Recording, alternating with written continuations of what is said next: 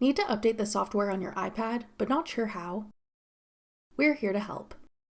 I'm Jessica, and in this video, I'll show you how to update iOS on your iPad and how to set up automatic software updates.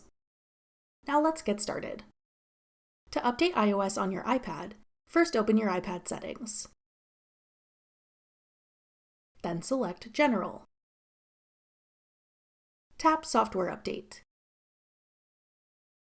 If an update is available, tap Update Now to download the update. If prompted, enter your iPad passcode to confirm. Then wait for the update process to complete.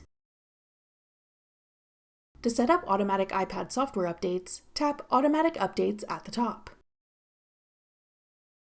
Then tap the switches to enable automatic downloads and installation of software updates on your iPad. That's all it takes to update iPadOS software on your iPad. Want to help your iPad battery last longer? Check out this tutorial next.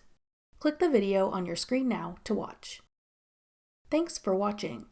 If you found this video helpful, we'd love it if you'd hit the like button below and subscribe to our channel.